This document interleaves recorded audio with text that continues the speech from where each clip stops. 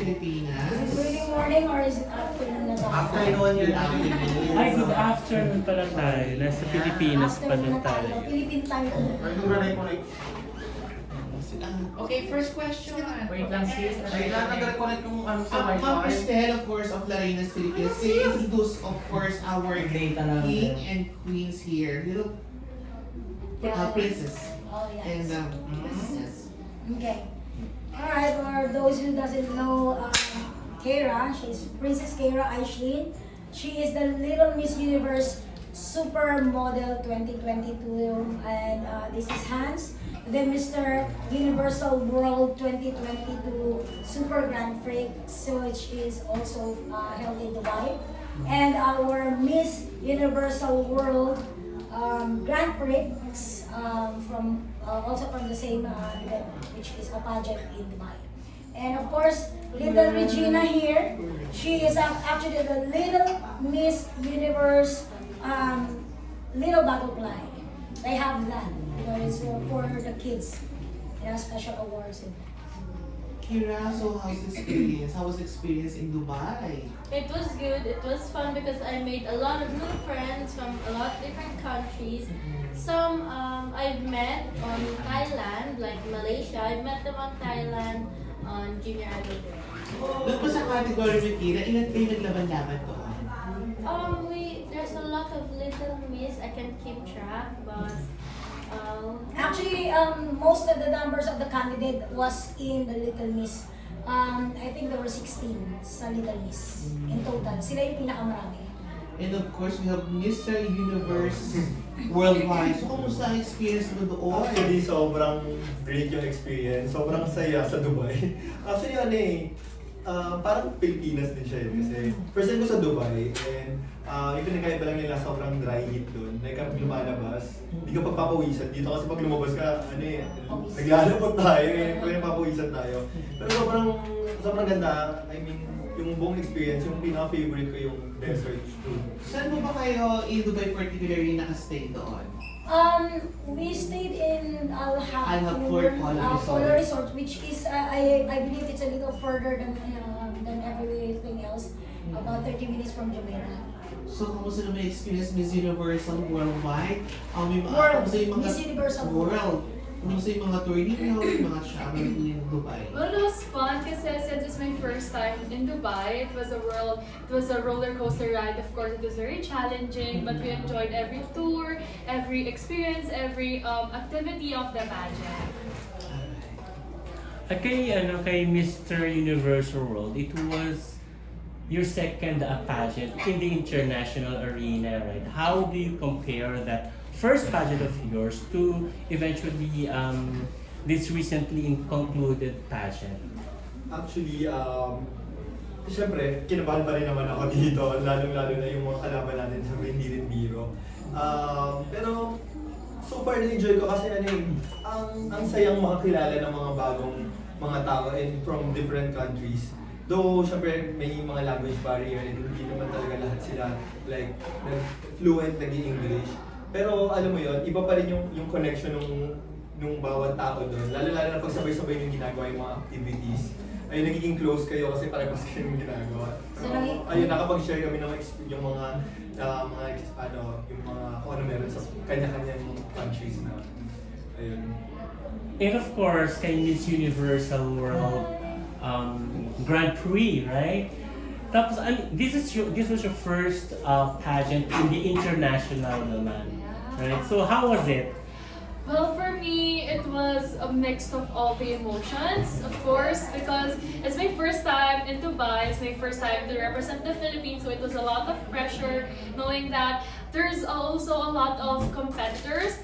There's Romania, Malaysia, Thailand, and they've been competing internationally for multiple times, and it was my first time, and I was like, oh my god, I'm just gonna enjoy the moment, and I told myself that so be it. I'm just gonna do my best, and God do the rest.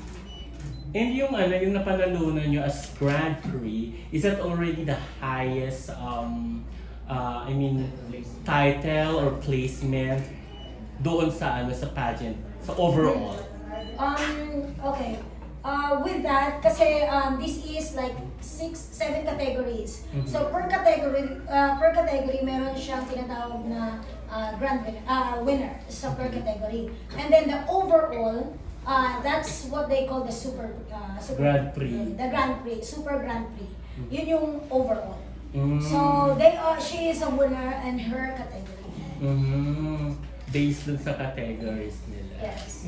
Follow-up question, girl, dun sa category mo, no? Ano yung mga competition or mga categories na pinaglabanan niyo? I mean, do you have swimwear ba? Swimsuit evening ka? Wala po, Closer interview? Since mostly po ng mga, kasi nga po Little Miss Universe, so hindi po sila nag-swimsuit competition, but they have this uniform or parang type of swimwear din po siya kasi it's body fitting na dress provided by Maya Tabadze.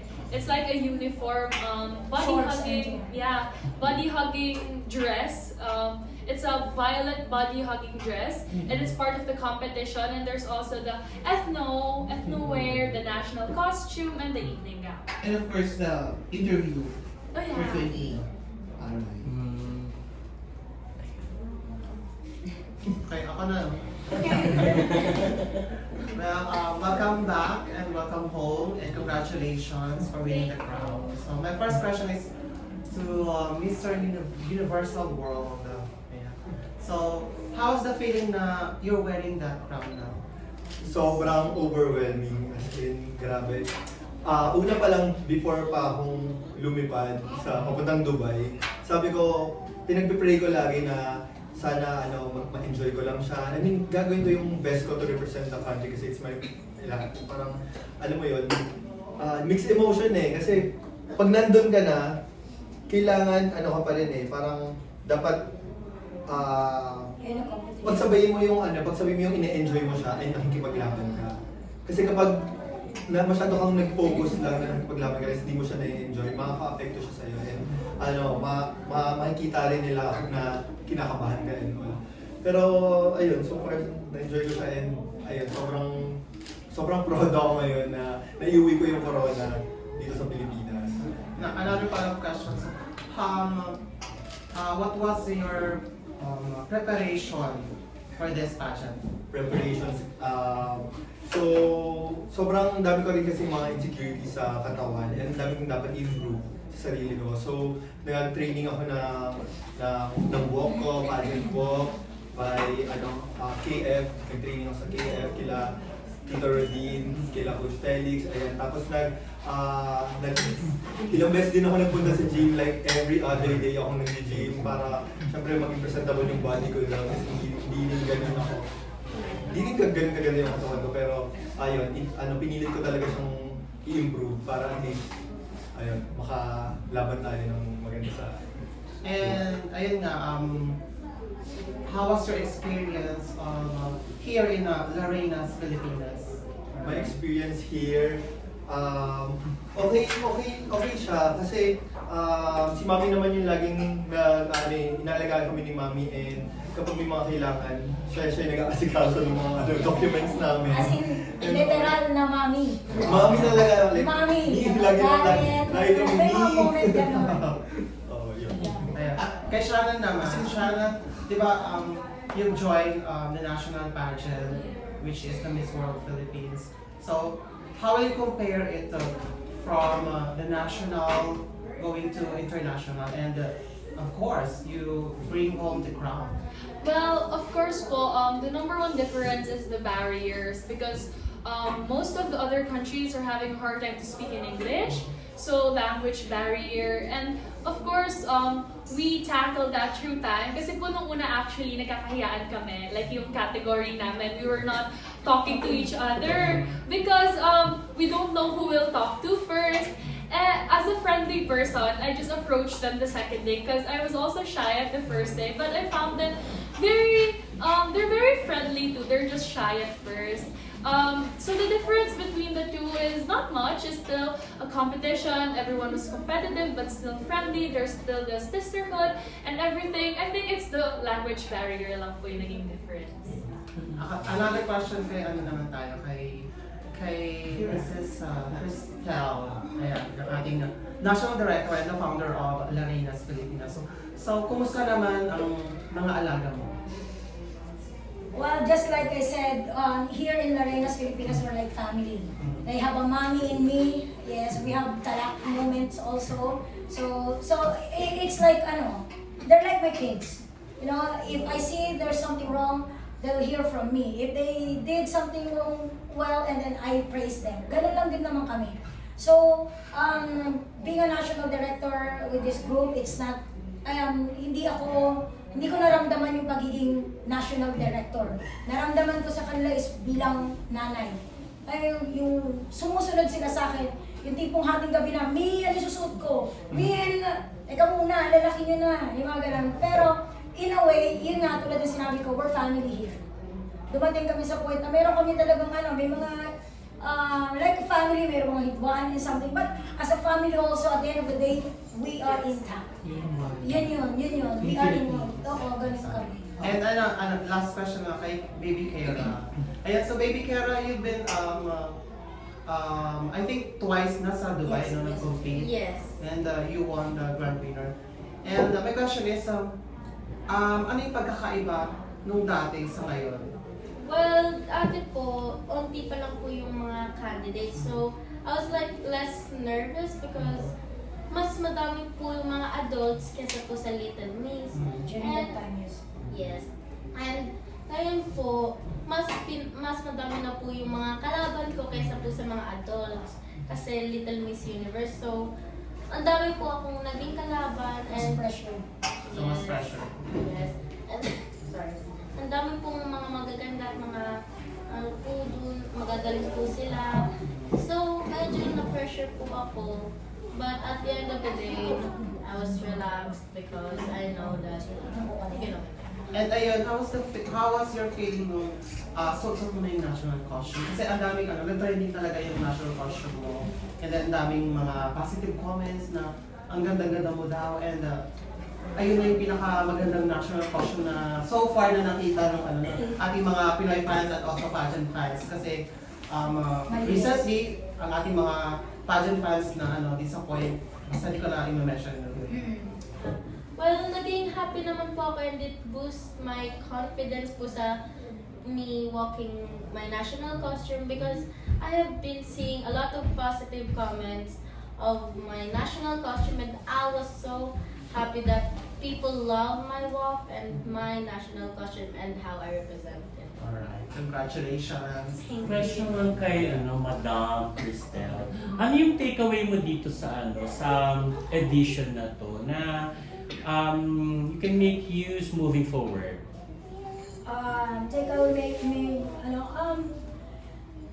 Moving forward is expanding and owning a few of the international pageant and learning stage as well na there are certain countries that or organization that really you cannot please. That even if you do everything, ginawa mo na yung lahat, but at the end of the day, they're still not satisfied. So, might as well. If you can't please them, siguro it's about time na tayo naman. So, it is our time to reign. So, yun lang. Another question. Madam Cristel, you've been known as a philanthropist.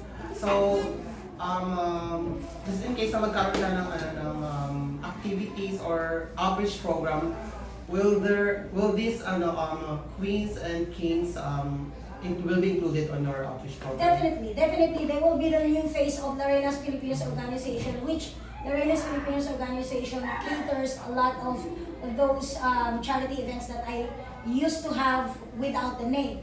It used to be like Madam K's Charity Angels. Now we have the Larenas Filipinas organization, which these candidates will represent now.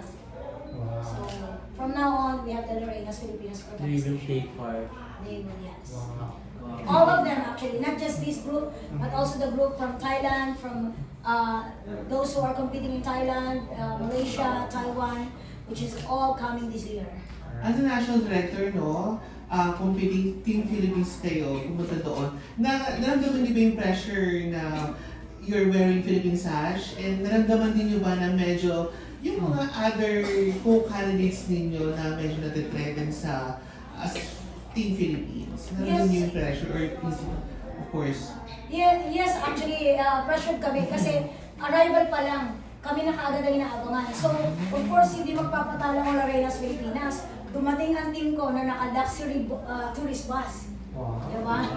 Pero pagbaba nila, media nakasalubong na kaagad. So, ganun kalaki yung expectation din ng mga Ganun kalaki. foreign candidates sa inyo? Ganun kalaki. And then especially, nung nakita nila si Sharon, they asked, how old is she? She's 18. Oh my God. Ganun na kaagad. Then, they,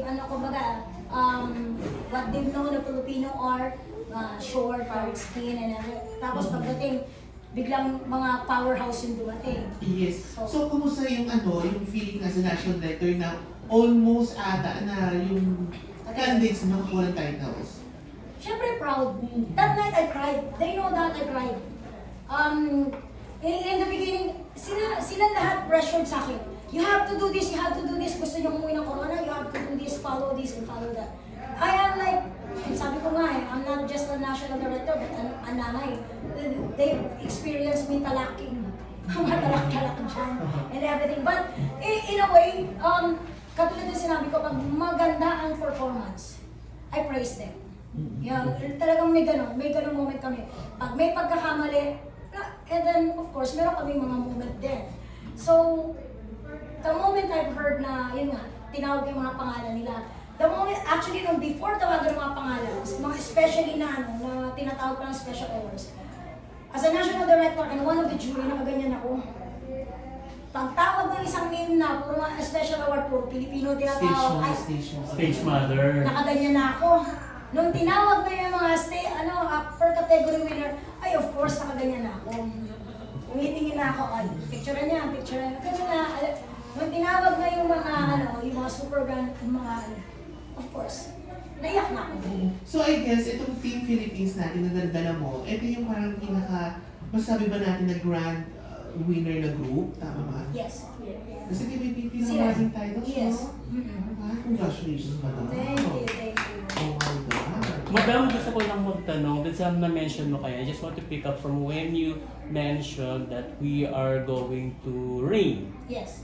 So, what do you mean by that? Are you going to hold an international pageant Yes. of your own? Yes. Can you tell us about that? Yes, that is already a plan that we have for 2023. Of course, we're gonna have a little Mr. and Miss Universe here in the Philippines as well.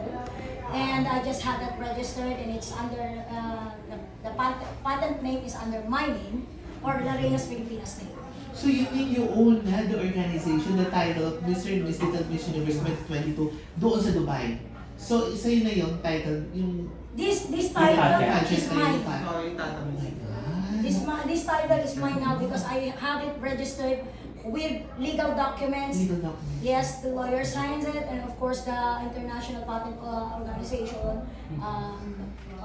had it already, and then I'm just waiting for the papers to be released within this month. Have you had communication with the Dubai-based owner? She's not based, the organization is not based in Dubai. They only held In Dubai, the in Georgian Dubai. owner. Yes.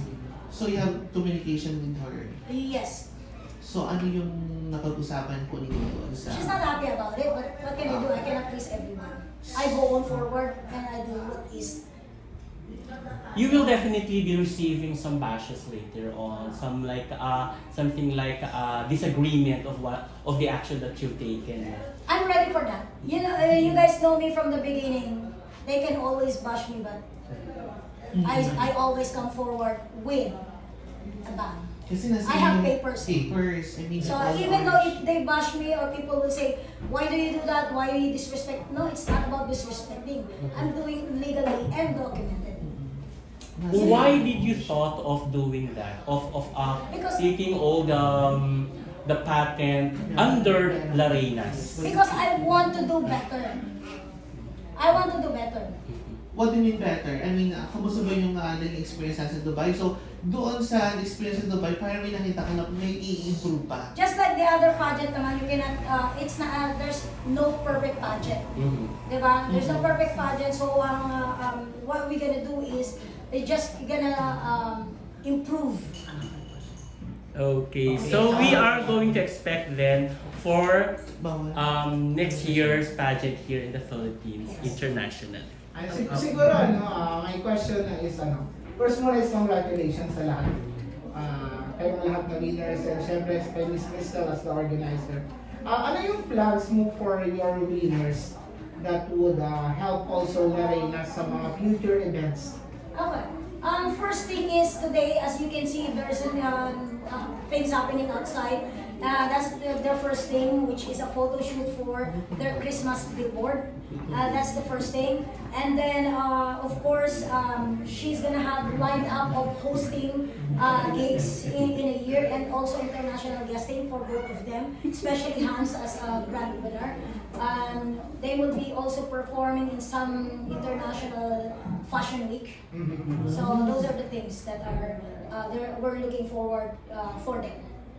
Will there be any possibility as well that they will get into entertainment opportunities? Well, I have offers already for teleserye and some,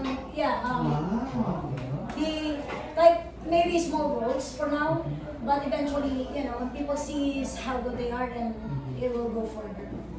That's the reason why also, if you guys noticed that when I posted something about Kira's signing off in a pageantry because she got offered. But I cannot disclose it yet. I have to wait until next week. It's official. So again, congratulations guys. So my question is, sa tingin niyo, ano yung unique sa inyo kung bakit binigay sa inyo yung mga titles na yun? Edge Tenoria. Kay Shannon, Hansen, yeah. Well, for me po, I guess it's my positivity and my radiant vibrance to people because it's a competition. In every competition, there's pressure, and every candidates have this. You can see the tense between each other, but I just enjoyed it. I consider them as sisters, as friends, because I've been a very friendly person even outside pageantry. So it's a normal thing for me to be that ray of sunshine in the tense world of pageantry. Ay, perfect. Ako naman, I think my edge my edge kaya nabigay sa akin yung title Your edge is din, my professionalism inside and outside the pageantry.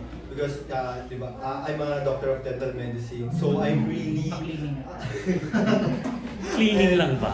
I'm really used to Cleaning lang ba? yung alam mo yun, yung discipline natin sa profession natin, na-apply ko siya sa pageantry. Like, if may call time na ganito, nandun kami kaagad, kailangan namin mag-prepare ng sobrang aga namin gigising, aga namin mag-aayos. So, kasi, yung buong competition, it's not all about like beauty and yung physique. It's a competition of discipline and yung personality and attitude. So I think yun yung naging edge ko sa ibang candidates, and ayun, yung pagiging friendly ko rin sa ibang tao. Actually, that's one thing about my candidates this time. I get a call from different ND calling me, where are your kids? Where are you? That's how they call them. Where are your kids? And then I tell them that they're in the room. Please, they're invited here. We're gonna have a party here in our room. Blah blah blah like that. And then also Kira also met a lot of these candidates whom they went swimming with, and Kuya Hans as well. So it's like a big kuya for everybody. The little girls, because the little girls love him. He only hung out with two guys, but the rest, the little girls like, where's Kuya Hans? Kuya Hans, it's Kuya Hans. And then Ate Shannon naman, in fairness with Ate Shannon, she's like, the babies also with her, and then Regina, of course. And one thing about Shannon is, tulad na sinabi niya kanina, under pressure, you will not see that in her face. She cried one moment backstage, paglabas sa stage, she's back into like, I am me. So, yun Okay. Well, for me, I think it's about my kindness because every time I see someone like crying, I ask them like, "Oh, why are you crying?" Like everything like that, and I ask them like, like, why did you cry? Did She's you like get an hurt? ate to them also. Like Regina, she's wearing her national costume and she's like crying because the It's itchy. ate is not there and the national costume is itchy. So it's like she's wearing her heavy national costume but carrying a baby as well. Alam mo yun, kinakarga niya yung bata, naka-knockos. Imagine mo yung bigat. Follow-up question po kasi may nagpapatanong dito sa live viewers na. Ano din ang text? Wala question sa huling na Hindi niya already see. Ano daw po yung advocacy ng org or ng pageant? Oh, our advocacy is the same as my advocacy back in the days. We do a lot of charity programs. We do a lot of relief operation, as you guys have seen over the years. And if there is like calamities, we're there. We're the first responder, one of the first responder, aside from the government, of course. And feeding programs, marami kaming feeding programs, and brigada eskwela as well. So yun yung mga activities namin. And before din kasi, I mean, before winning the Mr. Universal crown, I mean, I really want to continue my advocacy for oral healthcare awareness. I want to like give free oral healthcare, dental services, and dental education, especially to the indigenous people. Yes. Really, actually, I really want to help the community, especially the Filipino people, to give better smiles on their faces and giving and organizing different outreach programs and dental Medical dental mission, something like that. Because before we went to Dubai, we already talked about it that they wanted to do the dental medical mission, something like that. Sabi ko, why not? Since we already been to those places, we are visiting indigenous people. Zambales, yes. So, and also in Tanayoj, Are we going back to Zambales? Yes, we are. Okay. And they're gonna be there as well. And then, what's the next after this? Anong bang plano mo after this? So, after this, actually, just like I said, Wait, please. meron tayong mga, meron tayong mga activities for them, as well as Christmas. Parang ano nangyari kasi pinamandi naman mo na. Wait lang. And then after that, meron tayong mga Christmas events. And then January we're leaving. And we're heading to Thailand for another pageant, another international pageant. Sorry. Wow. So January we have international pageant, February we have international pageant, up to July.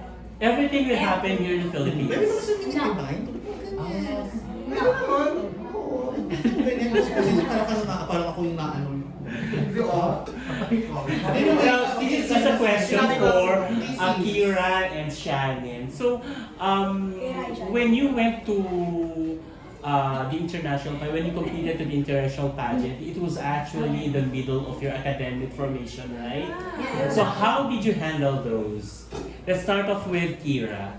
Well, it was a little nervous because I have an exam Yes. like for my school, and I didn't even know what topic they are in because I didn't attend because when it was my first exam, I was doing a special exam, and they already started a topic on the second grading. So, like I was like absent for it because I was doing my exam in another room, so I couldn't hear what they're talking about, what their topic is. So it was about for 3 days, yes, and I only attended 1 day, but I was still confused on what was happening because they were doing a lot of activities, so the teacher really didn't explain, and I went absent for like 1 week because it was time for the Dubai.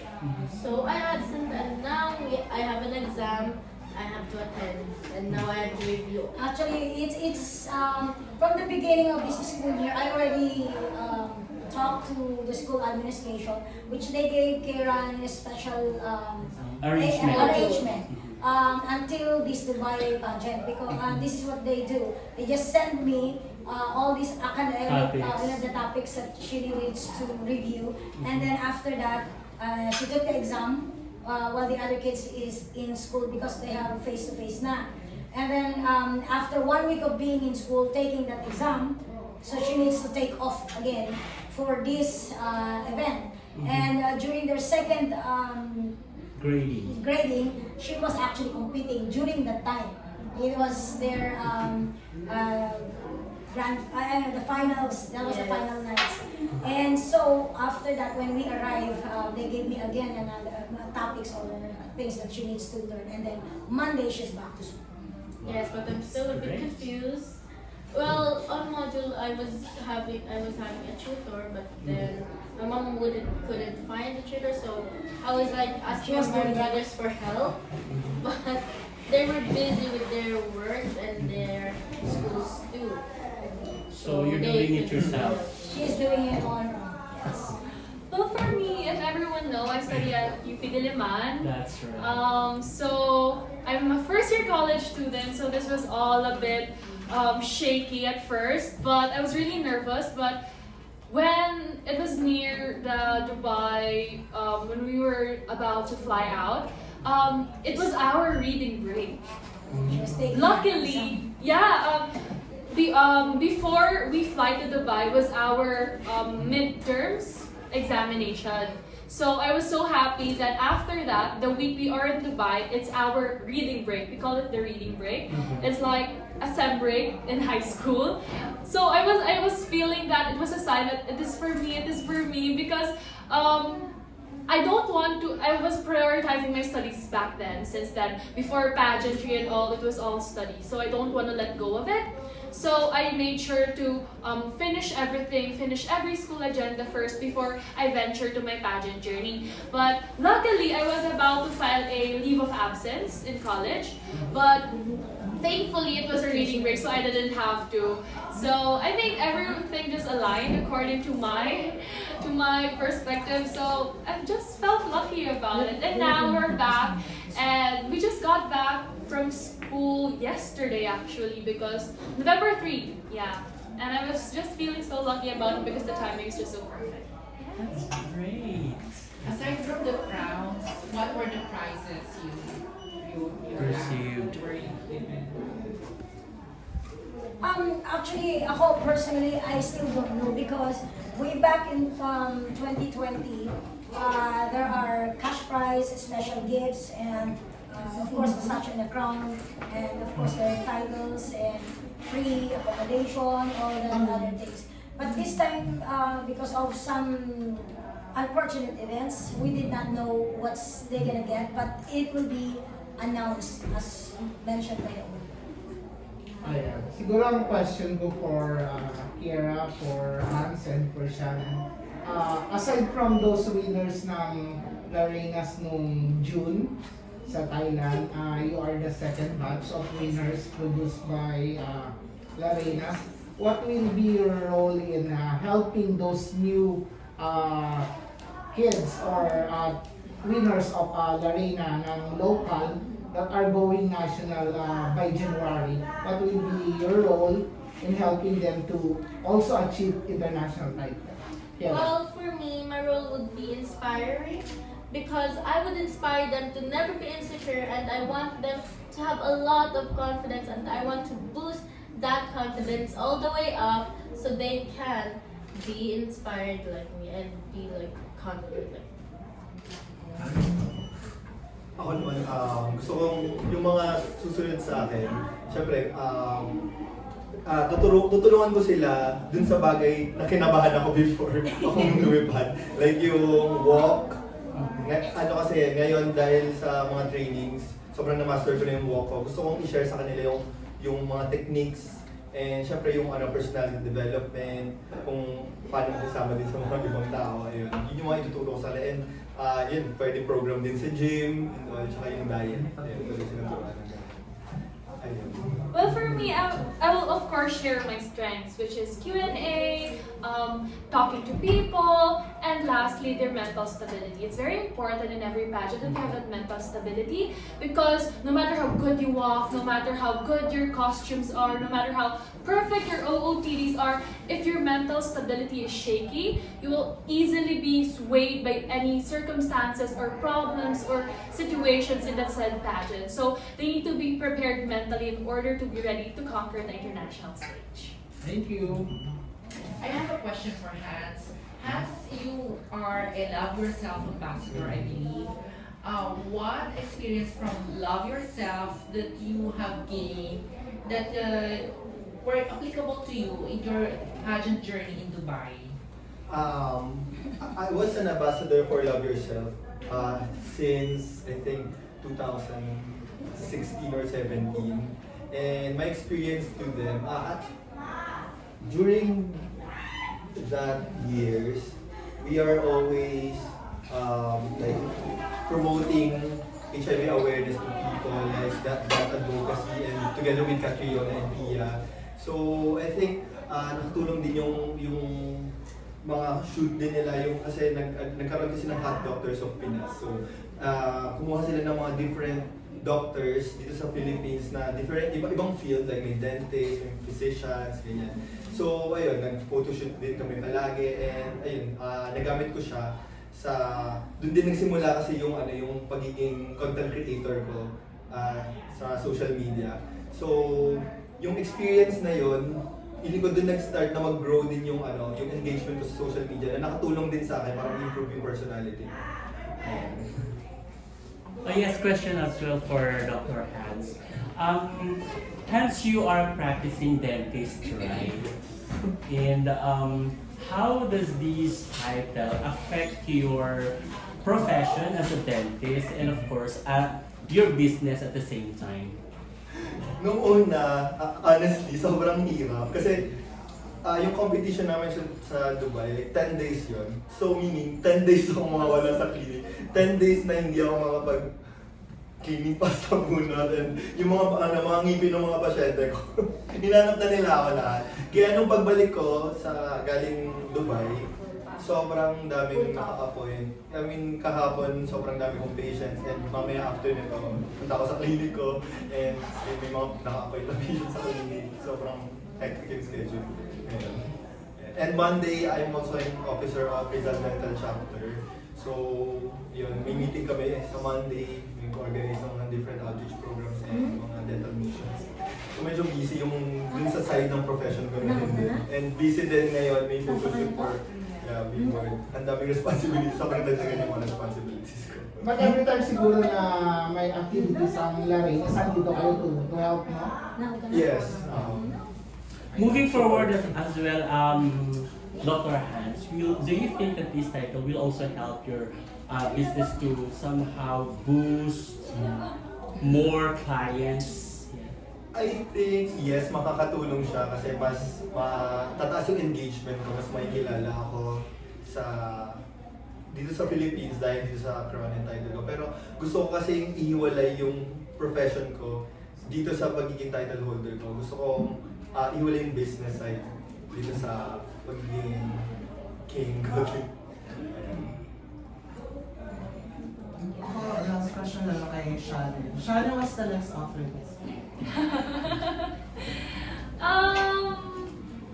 Let's keep it close muna, I guess, because last time I told you guys that I won't join any pageant, I'll finish college right after Miss World, and then a year later I'm joining an international pageant. So let's say I don't know yet, because every door that opens I accept it, because I don't want to waste any opportunity since then. So let's see what's next.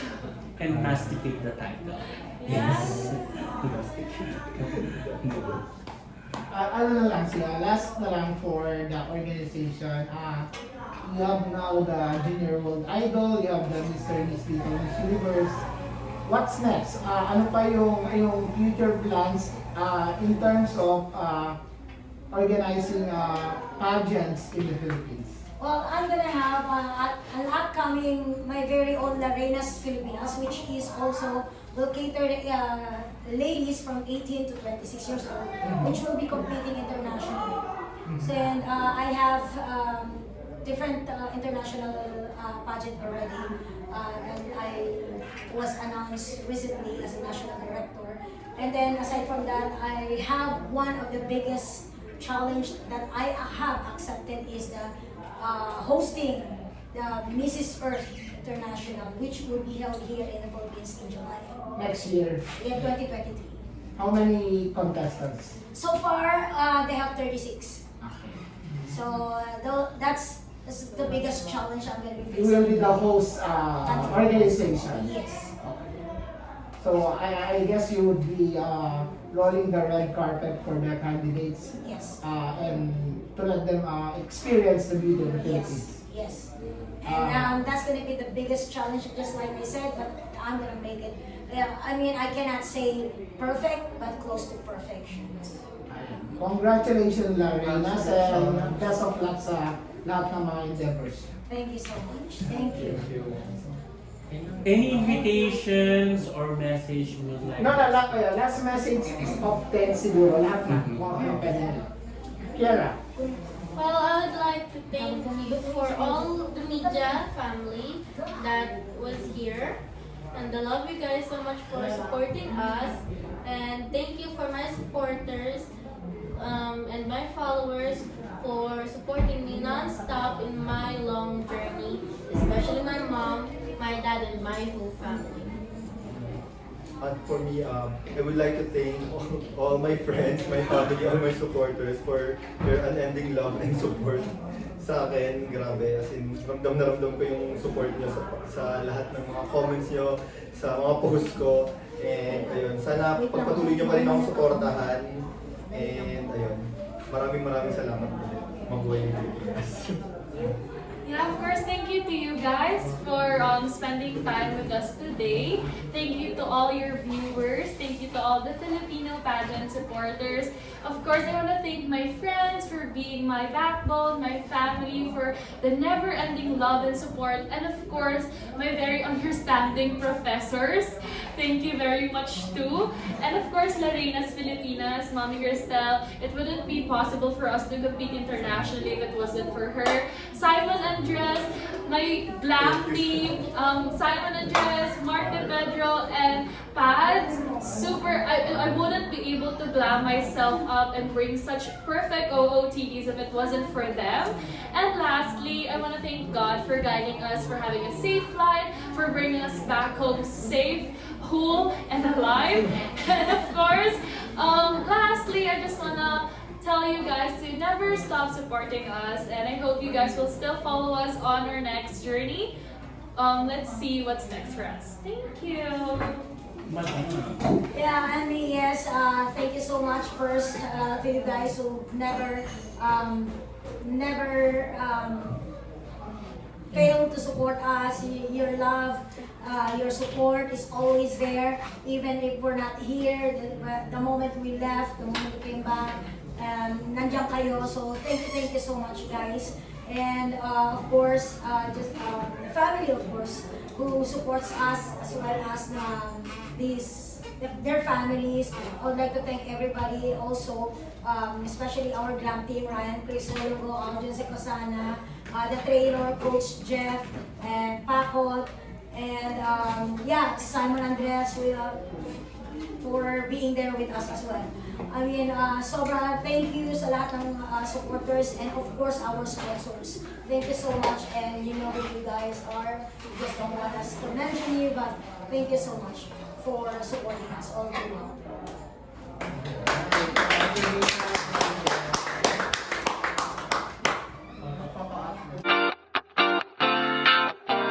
Audio Jungle.